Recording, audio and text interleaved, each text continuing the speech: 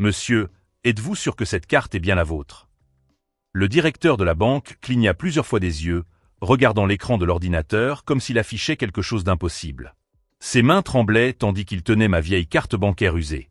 Monsieur Martinez, comme l'indiquait son badge, était devenu complètement pâle. Des gouttes de sueur apparurent sur son front, tandis qu'il alternait son regard entre moi et l'écran. « Oui, c'est bien la mienne », répondis-je, perplexe face à sa réaction. « Mon père me l'a donnée il y a longtemps. Je pensais qu'il y avait peut-être quelques dollars dessus. » Quelques dollars. C'était ce que j'espérais trouver sur cette vieille carte rayée que j'avais découverte au fond de ma valise.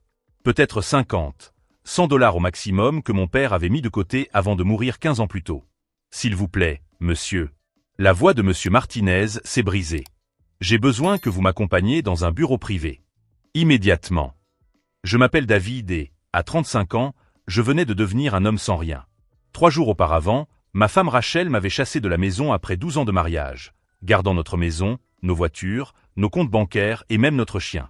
J'étais parti avec 42 dollars en poche et une petite valise. Je logeais dans un motel bon marché, le genre d'endroit où l'on paie à la semaine et où l'on essaie de ne pas trop regarder les taches sur la moquette. C'est là que j'avais trouvé la carte de mon père, enfouie dans la poche intérieure d'un vieux manteau. Mon père avait été concierge dans un immeuble commercial du centre-ville. C'était un homme simple, qui portait toujours les 3 mêmes chemises et marchait des kilomètres pour économiser l'argent du transport. À sa mort, nous avions à peine assez d'argent pour lui offrir des funérailles décentes. À présent, en observant la réaction du directeur, un sentiment étrange m'envahit. Quelque chose n'allait pas. Vraiment pas. « Monsieur Davison », murmura-t-il en lisant mon nom de famille sur l'écran. « Veuillez me suivre. Je dois vérifier certaines choses. » 2 agents de sécurité sont apparus de nulle part, nous escortant jusqu'à un bureau privé au fond de la banque. D'autres clients nous observaient avec curiosité, chuchotant entre eux. Je me sentais comme un criminel escorté. « Puis-je voir votre pièce d'identité, s'il vous plaît ?» Monsieur Martinez avait retrouvé un peu de son sang-froid, mais ses mains tremblaient encore lorsqu'il tapait sur son ordinateur. Je lui ai montré mon permis de conduire. Il a vérifié chaque détail, en comparant avec les informations à l'écran. Il m'a posé des questions sur ma date de naissance, le nom complet de mon père, mon lieu de naissance. J'ai répondu automatiquement, mon esprit essayant encore de comprendre l'absurdité de la situation. « Monsieur Davison », a-t-il finalement dit, d'une voix presque inaudible. « Depuis combien de temps n'avez-vous pas accédé à ce compte ?»« Quel compte ? Je ne savais même pas qu'il existait un compte. J'ai juste trouvé cette vieille carte et j'ai pensé vérifier s'il y avait de l'argent dessus. » Monsieur Martinez a tourné l'écran de l'ordinateur vers moi. Des chiffres sont apparus devant mes yeux. Beaucoup de chiffres. Trop de chiffres. 43 720 415 dollars et 62 cents. Le monde s'est arrêté. Il doit y avoir une erreur, ai-je murmuré, ma voix me semblant lointaine. Mon père n'avait pas d'argent. Nous étions pauvres. Nous mangions des pâtes 4 soirs par semaine. Mais alors que j'étais là, à essayer de comprendre l'impossible, quelque chose me dérangeait. Rachel avait demandé le divorce de manière soudaine, sans explication claire. Elle avait engagé un détective privé 3 mois avant de me quitter. À l'époque, elle avait dit que c'était pour des raisons professionnelles. Mais maintenant, je me demandais si elle savait quelque chose que j'ignorais. Si vous aimez cette histoire pleine de rebondissements et que vous êtes curieux de découvrir comment une simple vieille carte bancaire peut changer complètement une vie, n'oubliez pas de vous abonner à la chaîne. Car ce que je ne savais pas encore, c'est que Rachel ne m'avait pas seulement abandonné. Elle avait tout orchestré. Et quand je découvrirais toute la vérité sur ses plans, ce serait à mon tour de lui montrer qu'elle avait sous-estimé la mauvaise personne. « Monsieur Davison », continua le directeur, sa voix retrouvant un peu de sa fermeté professionnelle, « je dois vous expliquer comment votre père a réussi à accumuler cette somme. Nous avons ici des registres détaillés qui remontent à 25 ans. » Il sortit des documents d'un tiroir verrouillé et les étala sur la table comme les cartes d'un jeu impossible. « Votre père a hérité d'un petit terrain de son oncle. C'était une zone industrielle abandonnée, sans valeur apparente. Mais une entreprise de construction voulait ce terrain pour un projet ambitieux. Mes yeux parcouraient les vieux documents pendant que M. Martinez m'expliquait. Au lieu de vendre pour un montant fixe, votre père a négocié 5% de tous les bénéfices futurs de l'entreprise. L'entreprise de construction a accepté parce qu'elle pensait que cela représenterait peu d'argent au fil des ans. Mais qu'ont-ils construit ? Demandai-je, encore en train d'assimiler l'information. Le Hartley Tower Complex. Le plus grand centre commercial et résidentiel de la région. Mon monde s'est à nouveau mis à tourner. Tout le monde connaissait Hartley Tower. C'était là que vivaient les riches, que les grandes entreprises avaient leurs bureaux. Et pendant 20 ans, 5% de tous ces bénéfices avaient été déposés sur un compte à mon nom. Pourquoi mon père ne m'en a-t-il jamais parlé? Ai-je murmuré. D'après les notes qu'il a laissées, le directeur feuilleta quelques pages, il voulait que vous meniez d'abord une vie normale. Que vous appreniez la valeur du travail, que vous forgiez votre caractère sans l'influence de l'argent. Le compte ne devait être activé que lorsque vous auriez atteint l'âge de 18 ans, mais j'ai déménagé pour aller à l'université et je n'ai jamais reçu les notifications, complétai-je. Tout prenait maintenant un sens malsain. Rachel était avocate d'entreprise. Elle savait comment consulter les registres publics. Lorsqu'elle avait engagé cet enquêteur 3 mois auparavant, elle ne cherchait pas des preuves d'infidélité, mais des actifs cachés. Je me suis souvenu des questions étranges qu'elle m'avait posées au cours de l'année écoulée. Sur ma famille, sur les biens que mon père aurait pu laisser, sur les héritages que j'aurais pu oublier. À l'époque, j'avais pensé que c'était de la curiosité normale de la part d'une épouse. Quel idiot j'avais été. Rachel Morris, elle avait repris son nom de jeune fille dès qu'elle avait demandé le divorce, n'était pas seulement intelligente. Elle était calculatrice d'une manière qui me rendait malade. J'ai rencontré Rachel lors d'une fête de bureau il y a 12 ans. C'était une avocate brillante, ambitieuse, avec un sourire qui illuminait n'importe quelle pièce. Au cours des premières années, nous étions heureux. Nous avons construit notre maison ensemble, planté un jardin, parlé d'avoir des enfants.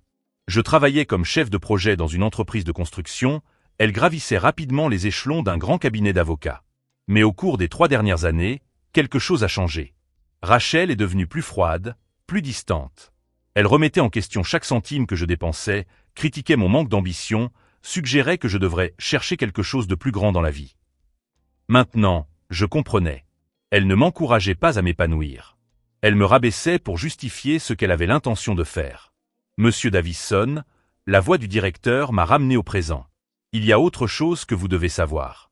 Il y a 3 mois, quelqu'un a tenté d'accéder aux informations relatives à ce compte. Mon sang s'est glacé. Rachel. Je ne peux pas confirmer qui c'était, mais quelqu'un a tenté d'utiliser votre nom et votre numéro de sécurité sociale pour effectuer des consultations. Nous avons refusé l'accès et avons placé des alertes de sécurité sur le compte. J'ai pris mon téléphone et lui ai montré une photo. Cette femme. Monsieur Martinez n'a pas confirmé, mais la reconnaissance dans ses yeux était suffisante. Rachel avait découvert l'existence de l'argent. Elle ne connaissait peut-être pas le montant exact, mais elle savait qu'il s'agissait d'une somme importante. Et au lieu de m'en parler, au lieu de célébrer ensemble ce revirement incroyable dans nos vies, elle a élaboré un plan pour me laisser sans rien. Le divorce avait été brutal.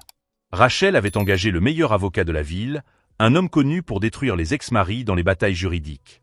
Elle a prétendu que j'étais paresseux, sans ambition, que c'était elle qui avait subvenu à nos besoins pendant toutes ces années. C'était un mensonge. Nous contribuions tous les deux de manière égale aux dépenses. Mais elle a présenté des documents, des relevés bancaires manipulés, des emails sortis de leur contexte qui me faisaient passer pour un profiteur. Le procès a été si rapide que je n'ai même pas eu le temps de comprendre ce qui se passait. Tu devrais t'estimer heureux, m'avait-elle dit lors de notre dernière conversation.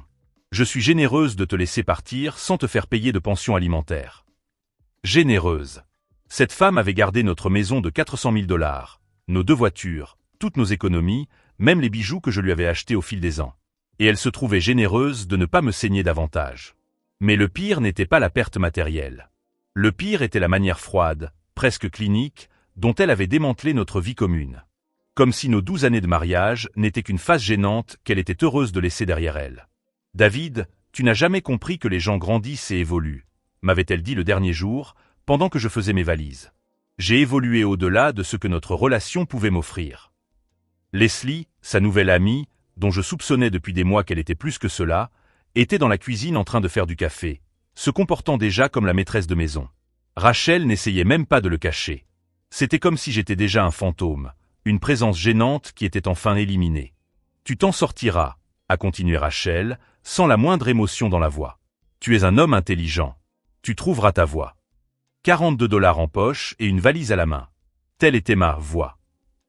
À présent, assis dans ce bureau de banque, regardant un solde qui allait changer non seulement ma vie, mais aussi celle de n'importe qui pendant des générations, une colère froide commença à monter dans ma poitrine. Rachel avait joué avec moi comme un chat joue avec une souris blessée. Elle savait pour l'argent, ou du moins elle s'en doutait fortement. Et pourtant elle m'avait humilié, dépouillé de tout, laissé dans la rue comme un mendiant. Pourquoi? Parce qu'elle voulait me voir brisé, désespéré, prêt à accepter toutes les miettes qu'elle pourrait me donner par la suite. Parce qu'elle pensait que lorsque je découvrirais l'héritage, je courrais vers elle, la suppliant de me pardonner, lui proposant de partager la fortune en signe de gratitude pour les bons moments que nous avions passés ensemble. Monsieur Davison. Le directeur a remarqué mon expression, qui n'était probablement pas très amicale. Y a-t-il un problème? Non, ai-je répondu, en forçant ma voix à rester calme. Je suis juste en train de digérer tout ça. Mais à l'intérieur, une machine était déjà en marche. Une machine froide, calculatrice, qui commençait à envisager des possibilités. Rachel avait sous-estimé quelque chose de fondamental à mon sujet. J'avais appris plus au cours des 3 derniers jours d'humiliation et de survie qu'au cours de mes années de vie confortable. Et contrairement à elle, je n'avais pas besoin de détruire des innocents pour obtenir ce que je voulais. Car ce que Rachel ignorait, ce qu'elle n'aurait jamais pu découvrir malgré ses recherches minutieuses, c'était que mon père avait structuré cet héritage d'une manière très spécifique. Une manière qui le protégeait de toute réclamation de la part d'un conjoint, même pendant le mariage. L'argent était à moi. Totalement, légalement, irrévocablement à moi.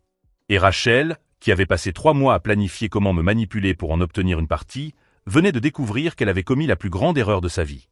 Mais elle ne le savait pas encore. « Monsieur Martinez », dis-je, ma voix prenant une fermeté que je n'avais pas ressentie depuis des années. J'ai besoin de savoir exactement quelles sont les protections juridiques qui entourent ce compte. Ensuite, j'aurai besoin de quelques contacts très spécifiques. Monsieur Davison, a poursuivi Monsieur Martinez, il existe des protocoles très spécifiques pour les héritages de cette ampleur. Je vais vous mettre en relation avec notre service de gestion patrimoniale et nos avocats spécialisés dans les fiducies. Je quittai la banque 3 heures plus tard avec une nouvelle identité financière, des cartes de crédit platine et la certitude que ma vie avait changé à jamais. Mais ce qui me troublait le plus, ce n'était pas cette richesse soudaine, mais la certitude grandissante que Rachel avait tout orchestré. Le lendemain matin, mon téléphone a sonné. Rachel. David. Bonjour, c'est moi. Sa voix semblait différente, plus douce, presque timide. Je sais que notre situation est compliquée, mais pourrais-tu me rencontrer pour discuter? À propos de nous? À propos de nous. Après m'avoir traité comme un moins que rien pendant 3 mois, elle voulait soudainement discuter de nous. Je ne sais pas si c'est une bonne idée, Rachel. S'il te plaît. Juste un café. Je me rends compte que j'ai été très dur avec toi. Peut-être que nous pourrions régler les choses comme des adultes civilisés. Des adultes civilisés. La femme qui avait vidé nos comptes et m'avait laissé avec $42 voulait maintenant être civilisée. D'accord. À 13 heures, au Café Milano. Je suis arrivé le premier et je l'ai regardé entrer. Rachel s'était spécialement préparée. La robe bleue que je lui avais toujours dit lui allait à merveille, le parfum qu'elle portait lors de nos premières rencontres. Chaque détail était calculé pour éveiller la nostalgie. David, a-t-elle souri en glissant sur la chaise en face de moi. Tu as l'air mieux. En meilleure forme. Code pour pas aussi détruit que je m'y attendais. Rachel, que veux-tu? Je veux parler de notre mariage. Des erreurs que j'ai commises. Elle a pris ma main sur la table. David, j'étais confuse, effrayée par notre avenir financier. J'ai pris des décisions précipitées. Notre avenir financier. Choix de mots intéressants. Tu as pris notre maison, nos voitures, nos économies. Et je m'en veux terriblement. Des larmes apparurent dans ses yeux, des larmes que j'avais vues 1000 fois pendant notre mariage lorsqu'elle voulait quelque chose. David, peut-être pouvons-nous trouver un moyen de recommencer. De partager les responsabilités de manière plus équitable. Partager les responsabilités. Elle cherchait à savoir si j'avais trouvé une source de revenus. Rachel, tu m'as laissé sans rien. Littéralement sans rien. Pourquoi ce changement soudain? Parce que je réalise maintenant que j'ai commis une terrible erreur. Elle me serra la main. 12 ans de mariage, ça compte. Peut-être pouvons-nous trouver un moyen de collaborer à nouveau. Collaborer. Le mot que les avocats utilisent lorsqu'ils veulent accéder à des actifs. C'est à ce moment-là que tout s'est cristallisé. Rachel n'était pas là par remords ou par amour. Elle était là parce que ses recherches avaient indiqué que je pouvais avoir accès à une somme d'argent importante. Elle ne savait pas exactement combien, mais elle en savait assez pour que cela vaille la peine d'essayer de me manipuler. Tu sais, Rachel, dis-je lentement, tu as raison. Nous devrions peut-être collaborer. Ses yeux s'illuminèrent. Vraiment? Bien sûr. Mais d'abord, je dois te parler d'une chose intéressante que j'ai découverte. Elle se pencha en avant, peinant à cacher son impatience. J'ai découvert que tu avais engagé un détective privé pour enquêter sur ma famille. Elle pâlit. David, J'ai découvert que vous aviez consulté les registres fonciers au nom de mon père. J'ai découvert que vous aviez essayé d'accéder à des informations bancaires en utilisant mon nom et mon numéro de sécurité sociale. Elle était désormais livide. Tu ne comprends pas. Je voulais juste. Tu étais à la chasse. Comme un vautour. Je me levai de ma chaise. Tu savais qu'il y avait de l'argent, Rachel. C'est pour ça que tu as été si brutale pendant le divorce. C'est pour ça que tu m'as laissé sans rien. Vous vouliez me garder désespéré et ruiné afin que, lorsque je trouverais ce que vous saviez déjà exister, je revienne vers vous en courant comme un chien reconnaissant. David, ce n'était pas comme ça. Ah bon? Alors expliquez-moi. Pourquoi, après m'avoir traité comme un étranger pendant 3 mois, vous voulez soudainement collaborer? Pourquoi vos premiers mots ont-ils porté sur notre situation financière? Rachel a tenté un dernier coup. Ses larmes étaient désormais réelles, des larmes de panique. David, je t'aime. Je t'ai toujours aimé. J'ai commis des erreurs, mais... Non. J'ai posé 20 $ sur la table pour payer mon café. Tu ne m'aimes pas. Tu aimes ce que tu penses que je peux avoir. Mais tu sais quoi, Rachel? Tu as fait le mauvais pari. Je quittais le café tandis qu'elle m'appelait. Pour la première fois depuis des mois, je me sentais complètement maître de la situation. Cet après-midi-là, je reçus un appel de l'avocat que Rachel avait engagé pour notre divorce. James Crawford, connu pour démolir les ex-maris devant les tribunaux familiaux. Monsieur Davison, James Crawford. J'aimerais discuter d'une éventuelle renégociation de votre accord de divorce. Il n'y a rien à renégocier, Monsieur Crawford. Eh bien, les circonstances peuvent changer. S'il y a eu des changements significatifs dans votre situation financière, nous pourrions peut-être trouver un arrangement plus équitable. Équitable. Après m'avoir laissé sans rien, il voulait maintenant de l'équité. Monsieur Crawford, l'accord est finalisé. Et il le restera. Monsieur Davison, je vous recommande vivement de reconsidérer votre position. Ma cliente est disposée à se montrer raisonnable, mais il existe d'autres options juridiques si nécessaire. Une menace. Subtile, mais une menace. Monsieur Crawford, je vous suggère, à vous et à votre cliente, d'étudier attentivement la structure juridique des fiducies irrévocables avant de prendre toute décision imprudente. Bonne journée. J'ai raccroché et j'ai souri. Pour la première fois depuis que Rachel avait demandé le divorce, j'avais raccroché au nez de quelqu'un. Ce soir-là, seul dans ma chambre d'hôtel, j'ai dressé une liste. Pas une liste de vengeance, mais une liste d'objectifs. Rachel avait essayé de me briser, de m'humilier, de me réduire à néant. Elle avait calculé chaque mouvement pour me mettre en position de faiblesse. Mais elle avait commis une erreur fondamentale. Elle avait supposé que je resterais passif, que j'accepterais tout ce qu'elle me proposerait après avoir découvert l'existence de l'argent. Rachel Morris avait passé 3 mois à planifier comment me manipuler. C'était maintenant mon tour de planifier. Et contrairement à elle, je n'aurais pas besoin de mentir, de tricher ou de voler pour obtenir ce que je voulais. J'ai pris mon téléphone et j'ai composé le numéro que M. Martinez m'avait donné. Le meilleur avocat spécialisé dans les fiducies et les successions de la ville. Monsieur Patterson, David Davison. Monsieur Martinez m'a donné vos coordonnées. J'ai besoin de vos services. Étage M. Patterson? Ça va être intéressant. Car Rachel m'avait appris quelque chose de précieux au cours des 3 derniers mois. Les gens désespérés font des choix stupides. Et maintenant, alors qu'elle allait réaliser qu'elle avait perdu toute chance d'obtenir volontairement ce qu'elle voulait, elle allait commencer à faire exactement le genre de choix stupide et désespéré qui me donnerait tous les outils nécessaires pour lui montrer qu'elle avait choisi le mauvais homme à détruire. La guerre qu'elle avait déclenchée n'en était qu'à sa 2e phase. Et cette fois, je ne serais pas la victime. Monsieur Patterson est arrivé à mon hôtel le lendemain matin avec une mallette remplie de documents et une équipe de 3 assistants. Sa réputation d'être le meilleur avocat spécialisé en fiducie de la ville n'était pas exagérée. En 45 minutes, il avait dressé un tableau complet de la structure juridique que mon père avait mise en place. « David, votre père était plus intelligent que nous le pensions », m'a-t-il dit en étalant des contrats sur la table de ma chambre. Ce n'est pas seulement un héritage protégé. C'est une forteresse juridique. Votre ex-femme n'a aucun droit sur cet argent, même si vous étiez encore marié. J'ai étudié les documents.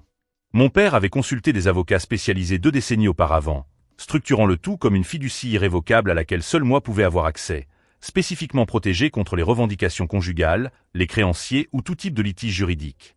Mais il y a quelque chose de plus intéressant, a poursuivi Patterson. Votre ex-femme et son avocat ont commis des erreurs importantes en essayant d'accéder aux informations relatives à ce compte. Il m'a montré les documents que son équipe avait rassemblés. Tentatives illégales d'accès aux relevés bancaires. Violation de la vie privée. Utilisation non autorisée d'informations personnelles. Rachel et James Crawford avaient laissé des traces de leurs investigations illégales. Ils pensaient d'être discrets, expliqua Patterson, mais chaque recherche dans les registres publics, chaque tentative d'accès à des informations bancaires a laissé des traces numériques. Et certaines de ces actions ont enfreint les lois fédérales sur la vie privée. Nous avons passé les heures suivantes à élaborer une stratégie. Non pas pour détruire Rachel, cela reviendrait à s'abaisser à son niveau, mais pour nous assurer qu'elle subirait les conséquences juridiques de ses actes et qu'elle ne tenterait plus jamais de me manipuler.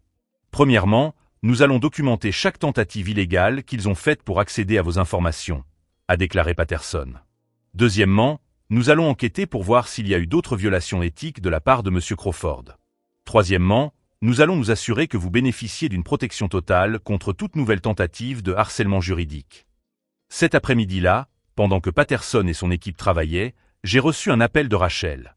Sa voix était différente, plus tendue, presque désespérée. « David, nous devons parler. En personne. Maintenant. » « Rachel, nous avons déjà parlé hier. »« Non, tu ne comprends pas. Quelque chose a changé. J'ai découvert certaines choses sur notre situation qui... » « Quelle situation, Rachel ? Tu m'as clairement fait comprendre que nous n'avions plus de situation. » Elle fit une longue pause. Quand elle reprit la parole, je pouvais entendre sa panique à peine dissimulée. « David, je sais pour l'argent. » Voilà. Le masque était complètement tombé. « Quel argent ? » Ne fais pas semblant de ne pas savoir. 43 millions, David. 43 millions de dollars que tu m'as cachés pendant notre mariage. Cachés ? Rachel, j'ai découvert cet argent après que tu m'aies mis à la porte avec 42 dollars en poche. C'est impossible.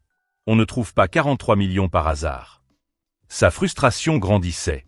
Elle avait passé des mois à planifier comment me manipuler lorsque je découvrirais l'existence de cet argent, et maintenant que je le savais, je ne réagissais pas comme elle l'avait prévu. « David, écoute-moi attentivement, » dit-elle d'une voix froide et calculée.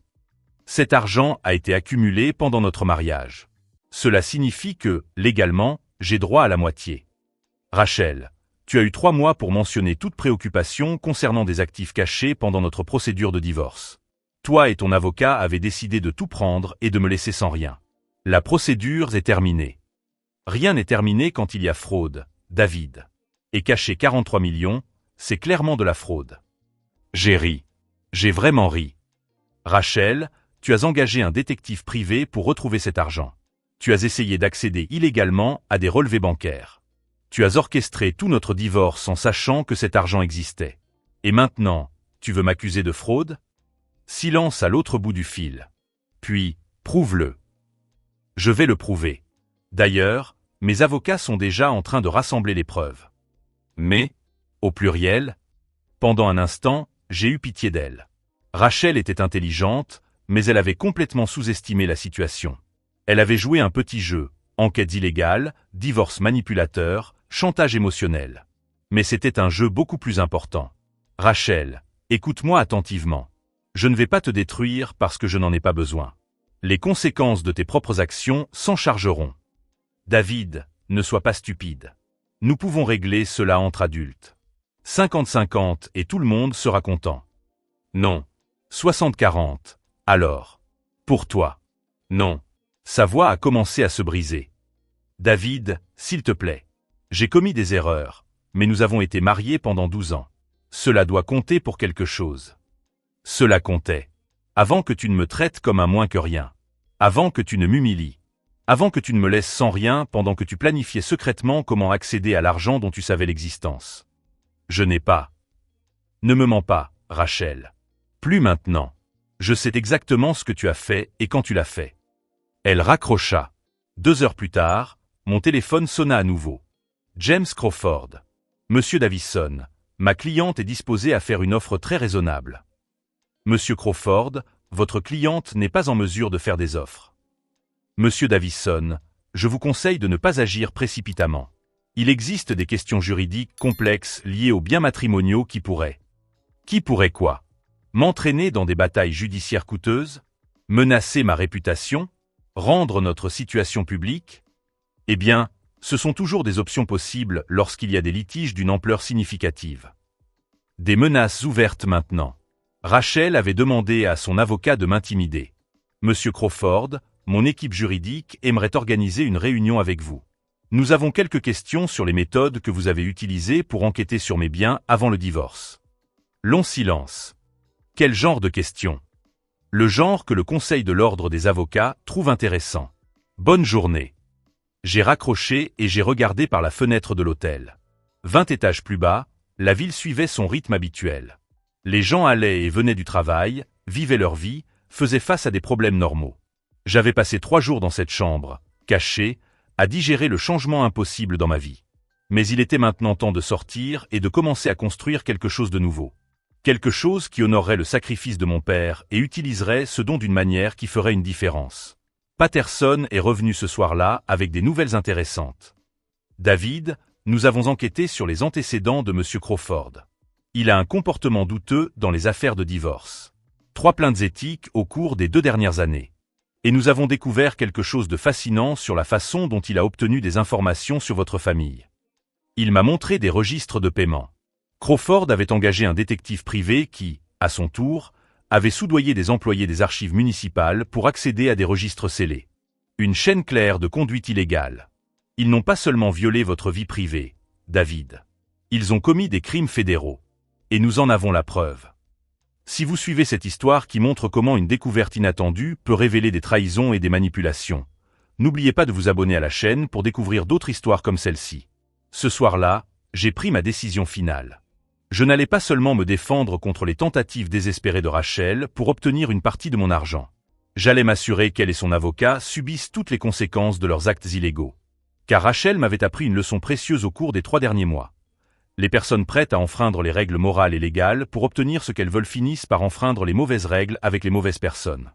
Et cette fois, elle avait enfreint les règles fédérales avec quelqu'un qui disposait désormais de ressources illimitées pour garantir que justice soit faite. La guerre qu'elle avait déclenchée entrait dans sa phase finale. Et quand elle serait terminée, Rachel comprendrait que certaines erreurs ont des conséquences qu'aucune quantité de larmes, d'excuses ou de négociations ne peut effacer. Le lendemain matin, Patterson m'a appelé en urgence. David, il passe à la vitesse supérieure. Rachel vient d'intenter une action en justice pour fraude conjugale et dissimulation de biens. Elle demande l'annulation du divorce et le partage rétroactif des actifs. Impossible. La fiducie est irrévocable et prénuptiale. Oui, mais elle soutient que vous étiez au courant de l'existence de cet argent pendant le mariage et que vous l'avez délibérément caché. C'est un mensonge évident, mais cela pourrait compliquer les choses pendant des mois. C'était exactement le coup désespéré auquel je m'attendais. Rachel jouait son va-tout, espérant que je préférerais conclure un accord plutôt que d'affronter un long procès public. Elle avait sous-estimé ma détermination. Patterson, il est temps de mettre notre stratégie en œuvre. Soumettez dès aujourd'hui toutes les preuves des violations fédérales au FBI et au barreau. 2 heures plus tard, j'étais au tribunal pour l'audience d'urgence que Rachel avait demandée. Elle était assise à côté de Crawford, vêtue d'un tailleur conservateur, essayant de paraître comme une épouse trahie et vulnérable. Quand elle m'a vu entrer avec mon équipe de 5 avocats, sa confiance a visiblement vacillé. Le juge a rapidement examiné les allégations de Rachel. Madame Morris, vous affirmez que votre ex-mari a caché 47 millions de dollars pendant votre mariage. Oui, votre honneur. Il est impossible que quelqu'un trouve simplement cette somme par accident après le divorce. Monsieur Davison, quelle est votre réponse à ces allégations? Patterson s'est levé. Votre honneur, mon client aimerait présenter des preuves qui clarifient complètement cette situation. Il remit une série de documents au juge. Premièrement, nous avons les relevés bancaires montrant que mon client a accédé à ce compte pour la première fois 3 jours après la finalisation du divorce. Deuxièmement, nous avons des preuves que la requérante a mené des enquêtes illégales pour localiser les actifs de mon client avant de demander le divorce. Le visage de Rachel pâlit. Crawford lui murmura quelque chose d'urgent à l'oreille. De plus, poursuivit Patterson, nous avons des preuves de tentatives non autorisées d'accès à des informations bancaires confidentielles, de violation des lois fédérales sur la confidentialité et de corruption de fonctionnaires afin d'obtenir des documents scellés. Objection. Crawford se leva brusquement. Ce sont des allégations sans fondement et... Monsieur Crawford, l'interrompit le juge en examinant les documents. Ce sont des copies d'enquête du FBI et du barreau. Ce ne sont pas des allégations. Ce sont des procédures pénales en cours. Le monde de Rachel s'écroula à cet instant. Je pouvais voir dans ses yeux qu'elle réalisait que son geste désespéré avait non seulement échoué, mais avait accéléré sa propre destruction. « Votre honneur », continua Patterson, « nous demandons que les allégations de la requérante soient rejetées sommairement et qu'une ordonnance restrictive soit émise pour empêcher toute nouvelle tentative de harcèlement judiciaire. » Le juge n'hésita pas, demande acceptée. « Madame Morris, vos allégations sont totalement infondées et votre conduite est discutable. Cette affaire est classée. » Lorsque nous avons quitté le tribunal, Rachel m'a poursuivi jusqu'au parking. « David, attends. » Sa voix était brisée, désespérée. « Tu ne peux pas me faire ça. Nous avons été mariés pendant 12 ans. » Je me suis arrêté et je me suis tourné vers elle. « Rachel, tu as eu 12 ans pour me traiter avec respect. 3 mois pour mentionner tes préoccupations concernant les actifs pendant le divorce. Et plusieurs occasions d'être honnête avec moi au sujet de tes enquêtes. J'ai commis des erreurs, mais cela va ruiner ma carrière. Ma vie. Tu as ruiné ta propre carrière lorsque tu as décidé d'enfreindre les lois fédérales. Ta vie est ruinée parce que tu as choisi la cupidité et la trahison plutôt que l'honnêteté et la camaraderie. David, je t'en prie. » Des larmes coulaient sur son visage. « Tu as tellement d'argent maintenant. 47 millions. Tu ne remarqueras même pas quelques millions en moins. Je t'en supplie. » Pendant un instant, en la regardant là, en train de pleurer dans le parking du tribunal, j'ai ressenti un pincement de ce qui avait autrefois été de l'amour. La femme avec laquelle j'avais prévu de vieillir, d'avoir des enfants, de construire une vie. Mais je me suis alors souvenu de la façon dont elle m'avait traité ces 3 derniers mois. La froideur, la cruauté calculée, la façon dont elle m'avait dépouillé de tout en planifiant secrètement comment manipuler ma découverte inévitable de l'argent. « Rachel, ai-je dit calmement, tu ne me supplies pas pour de l'argent. Tu me supplies d'être la personne que tu n'as jamais été avec moi. Pour que j'aie la compassion que tu n'as jamais montrée. Pour que je sois généreux envers quelqu'un qui a été délibérément cruel. » Elle a sangloté en agrippant mon bras. « David, j'ai changé. Je peux changer. Peut-être que tu peux. Mais ce n'est plus à moi de le découvrir. Tu as fait ton choix quand tu as décidé de m'enquêter secrètement. Tu as fait ton choix quand tu m'as laissé avec 42 $. Et tu as fait ton choix définitif quand tu as essayé de me poursuivre en justice au lieu d'accepter les conséquences de tes actes. » Je lui ai gentiment retiré la main de mon bras. « Au revoir, Rachel. Pour de bon cette fois. » Je me suis dirigé vers ma voiture, la laissant dans le parking. Dans le rétroviseur, je pouvais la voir encore immobile, confrontée enfin à la réalité de ce qu'elle avait perdu. Cet après-midi-là, j'ai reçu un appel de Patterson. « David, je viens d'avoir des nouvelles du FBI. Rachel et Crawford font l'objet d'une enquête officielle. Les preuves que nous avons fournies ont déclenché une enquête beaucoup plus vaste sur les pratiques illégales dans les cabinets d'avocats spécialisés dans les divorces. Et Crawford, suspendu par le barreau dans l'attente d'une enquête criminelle. Il semble que son comportement soit beaucoup plus répandu que nous ne l'imaginions. » J'ai raccroché le téléphone et je me suis assis sur le balcon de mon nouvel appartement, regardant la ville s'étendre devant moi. Quelque part, Rachel était probablement en train d'essayer de trouver un nouvel avocat, désespéré de minimiser les conséquences de ses propres actions. Mais ce n'était plus mon problème. Pour la première fois depuis des mois, voire des années, je me sentais complètement libre. Libre de toute manipulation, libre de toute culpabilité, libre de la fausse responsabilité de sauver quelqu'un qui avait choisi de me détruire. Le téléphone a sonné à nouveau. C'était un numéro que je ne reconnaissais pas. « David, c'est Leslie. La femme avec laquelle Rachel travaillait si étroitement ces derniers temps. Je dois te parler. Il y a des choses que tu dois savoir à propos de Rachel. Des choses qui vont bien au-delà de votre mariage. » C'est ainsi que j'ai découvert que l'histoire que je pensais terminée commençait seulement à révéler ses couches les plus profondes. Car Rachel ne m'avait pas seulement trahi, elle avait trompé beaucoup plus de personnes que je ne l'avais jamais imaginé. Ce que Leslie s'apprêtait à me dire allait faire passer tout ce que j'avais enduré pour le prologue d'une manipulation bien plus grande et plus sinistre. L'appel de Leslie a changé tout ce que je pensais savoir sur Rachel. Nous nous sommes retrouvés le lendemain dans un café discret, où elle m'a remis un dossier rempli de documents qui révélaient une vérité bien plus sombre. « David, Rachel ne se contentait pas de vous espionner, » a commencé Leslie, les mains tremblantes tandis qu'elle feuilletait les papiers. Elle faisait la même chose avec au moins 5 autres maris riches de la ville. Je l'ai découvert par hasard en piratant son ordinateur. Les documents révélaient un schéma systématique. Rachel s'était spécialisée dans l'identification d'hommes prospères susceptibles d'avoir des héritages cachés, elle les épousait, menait des enquêtes approfondies, puis orchestrait des divorces brutaux pour les forcer à partager leurs futures découvertes. Elle m'utilisait pour séduire les maris et créer des preuves d'infidélité, a poursuivi Leslie, visiblement émue. David, tu n'étais que le dernier en date. Elle a détruit des familles entières avec ce stratagème. C'était plus que de la cupidité individuelle, c'était une entreprise criminelle organisée. Rachel avait transformé la manipulation matrimoniale en une entreprise lucrative, travaillant avec Crawford pour identifier des cibles vulnérables à partir de registres juridiques. J'ai remis toutes ces preuves au FBI le soir même. En 48 heures, l'enquête s'est élargie pour inclure la fraude matrimoniale organisée, le complot en vue de commettre des crimes financiers et un réseau de corruption touchant plusieurs cabinets d'avocats. Les premières arrestations ont eu lieu la semaine suivante. Rachel a été arrêtée dans sa salle de sport, menottée devant toutes les personnes qu'elle avait tenté d'impressionner avec sa vie réussie. Crawford a été arrêté dans son bureau pendant une réunion avec des clients, ses accréditations ont été révoquées de façon permanente. Le procès a fait sensation dans tout le pays. Rachel a tenté de prétendre qu'elle était la victime de Crawford, mais les preuves étaient accablantes. Des emails détaillant leurs plans, des registres financiers montrant des paiements pour des informations illégales, des témoignages de multiples victimes qui avaient été détruites par leur stratagème.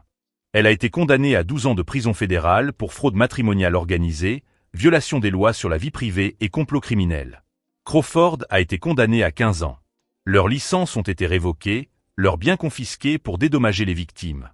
Au cours du procès, nous avons découvert que Rachel avait détruit au moins 8 familles au cours des 5 dernières années, volant des millions de dollars dans le cadre d'accords de divorce forcés. Des hommes qui, comme moi, avaient été manipulés et humiliés avant de se faire extorquer leurs avoirs financiers. Aujourd'hui, 3 ans plus tard, j'utilise une partie de mon héritage pour gérer une fondation qui vient en aide aux victimes de manipulation matrimoniale. Nous offrons une assistance juridique gratuite, un soutien émotionnel et des ressources pour reconstruire les vies détruites par des personnes comme Rachel. La fondation a déjà aidé plus de 200 familles à se remettre de stratagèmes similaires. Nous avons acheté des immeubles résidentiels pour fournir un logement temporaire aux hommes qui ont été expulsés de leur domicile lors de divorces frauduleux. Nous finançons des enquêtes privées pour dénoncer d'autres réseaux de fraude matrimoniale. Leslie est devenue notre enquêtrice principale après avoir témoigné contre Rachel. Elle a découvert sa vocation, utiliser ses compétences en piratage informatique pour protéger les personnes vulnérables plutôt que pour les exploiter. Quant à moi, j'ai trouvé quelque chose d'inattendu lorsque mon père a structuré cet héritage. Un but. Pas seulement de l'argent pour vivre confortablement, mais des ressources pour faire une différence significative dans la vie d'autres personnes qui ont vécu ce que j'ai vécu. La semaine dernière, j'ai reçu une lettre de prison. Rachel m'offrait des informations sur d'autres escroqueries en échange d'une recommandation pour une libération conditionnelle anticipée.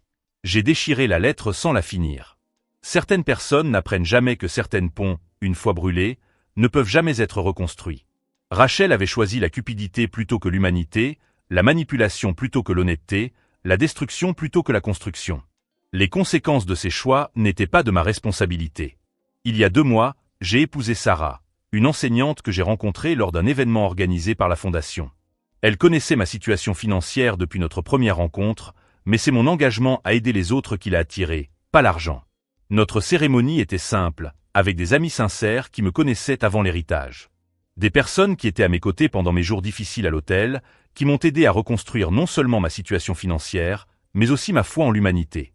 Mon travail à la Fondation m'a appris que la véritable richesse ne réside pas dans l'argent que vous accumulez, mais dans l'impact positif que vous pouvez créer. Mon père a passé des années à vivre modestement pour m'enseigner cette leçon par l'exemple, et non par des mots. Il savait que l'argent sans caractère n'est que du papier coloré, que le pouvoir sans but est vide, que la véritable richesse vient de l'utilisation de ses ressources pour élever les autres, et non pour s'élever au-dessus des autres. Rachel a essayé de me briser, de m'humilier, de me réduire à néant afin que j'accepte les miettes qu'elle pouvait m'offrir. Mais ces actions n'ont fait que révéler ma force, ma détermination et ma capacité à transformer la douleur en objectif.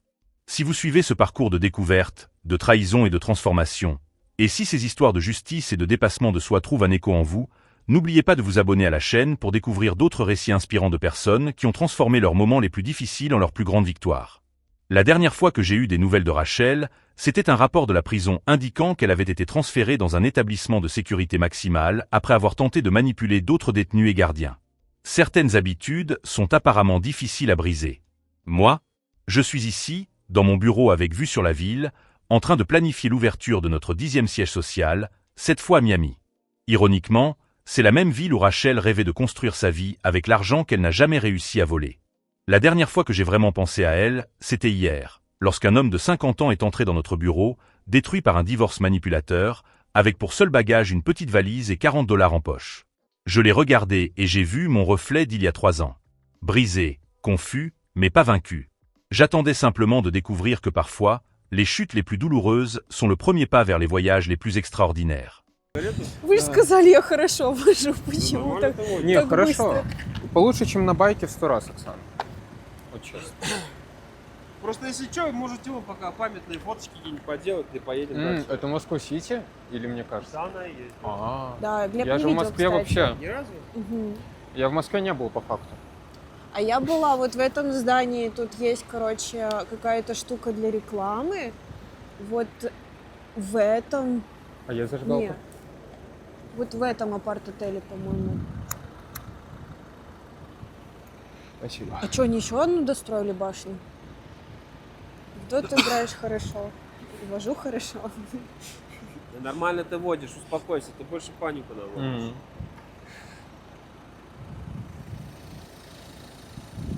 По-моему, вот та самая высокая башня. Вот это. По-моему, она. Или вот эта. Короче, хуй знает, какая ты там это. Ну да, я слышала, кстати, что беспилотники летают, и многие отсюда выселяются. Ну, как будто бы нам нежелательно про это разговаривать вообще. Вас запретили же. Ну, как и у нас, наверное, тоже. Ну, как будто просто нежелательно. Ну да. Нас их обязали еще полгода все сдать. Или даже больше. Курила? Нет, Поехали? пусть он обратно едет. Ты в итоге 10 минут ехал. Да, ну это вообще ничего. Для меня это была вся жизнь. А, да? У меня 2 полосы закончилось. Так, ну надо У меня следить за осталось ними всего просто. 7, понимаешь? Если ты за ними следишь, то ты не теряешь полосу, и она не уходит из-под Да, тебя. все верно. Давай панику не наводи, там зрителям Там понравилось. даже У скривилась. Да, всем Там понравилось. даже У скривилась немножко. Нет, А, она таки стояла. она так и стояла. Или ты думала, что ты в сверхсветовой скорости, блядь, это вот так вот, да? Да? Да, да. Да, как в фильме «Такси». Так же. Сейчас, может, кто-нибудь музыку закажет как раз из фильма «Такси». Тогда бы еще дрифтанем немножечко. Дорожка мокрая. А какой передний привод? Да. А Но это как? смешно. Подожди, а она заднеприводная? Где? Машина чья? Где? Какая? Моя? Полноприводная? Как ты посмел? Оскорбила. Она Машину полноприводная, Она да? передний А, привод. передний. Да, обычный городской автомобиль. Поняла. Холодно, что ли? Ну так, тут ветер дует. Задний привод для других дел. Все, давай, прыгай за руль. Погнали. На, Глеб. Глеб, Блин, тут мусорок нет, конечно. Unlock. ты просто камеру отверни. Ну да.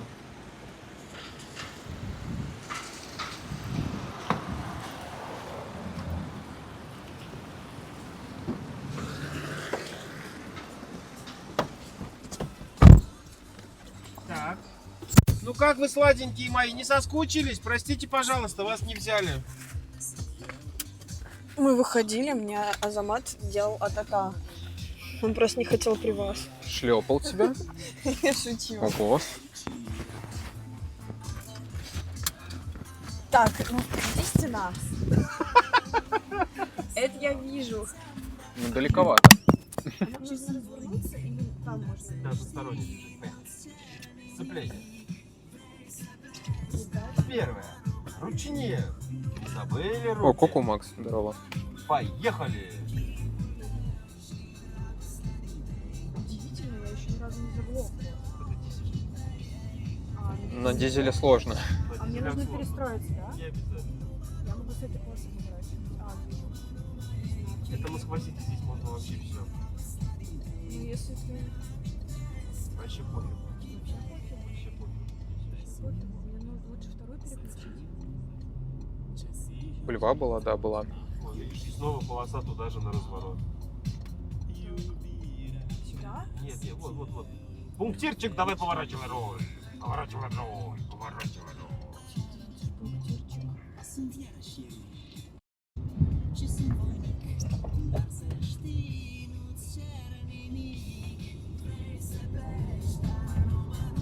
Камера со мной будет рассинхрон иметь, да, имейте в виду. Хотя 0088 Snake иногда стоит делать. Я слышала, что у тебя что-то с камерой случилось. Так, тут тоже аккуратненько подъехать. Да. Делать что надо важное.